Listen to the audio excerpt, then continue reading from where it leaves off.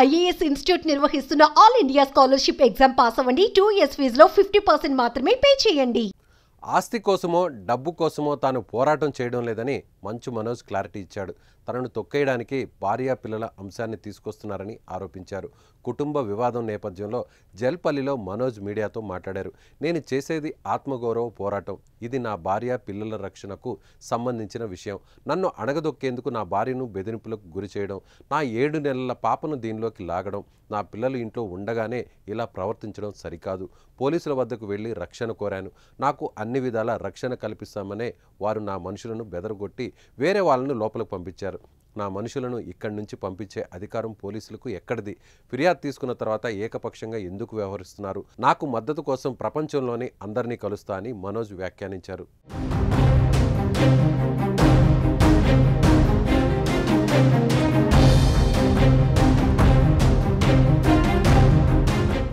ఇక మంచు కుటుంబంలో జరుగుతున్న వివాదం చర్చనీయాంశంగా మారింది. మోహన్ బాబు, మనోజ్ ఇద్దరూ పరస్పర ఆరోపణలు చేసుకుంటూ లేఖలు విడుదల చేశారు. గుర్తు తెలియని వ్యక్తులు తమపై దాడి చేశారని, తనకు తన భార్యకు ప్రాణహాని ఉందని పహాడీ షరీఫ్ పోలీస్ స్టేషన్లో మంచు మనోజ్ నిన్న ఫిర్యాదు చేశారు. మరోవైపు మనోజ్తో తనకు ప్రాణహాని ఉందని మోహన్ బాబు లేఖ ద్వారా రాచకొండ కమిషనర్కు ఫిర్యాదు చేశారు. దీంతో మంచు మనోజ్, ఆయన భార్య మౌనికపై కేసు నమోదైంది. ఈ నేపథ్యంలో ఇంటి నుంచి భార్యతో పాటు మనోజ్ బయటకు వచ్చారు. నేను ఆస్తి కోసమో డబ్బు కోసమో ఈ పోరాటం చేయట్లేదు. ఎందుకంటే ఇది పోరాటం కూడా కాదు, ఇది ఆత్మగౌరవానికి సంబంధించింది, నా భార్య పిల్లల సేఫ్టీకి సంబంధించింది. ఇది నాతో ఒక మగాడిగా నాతో డైరెక్ట్గా వచ్చి నాతో ఏం చేసినా పర్వాలేదు.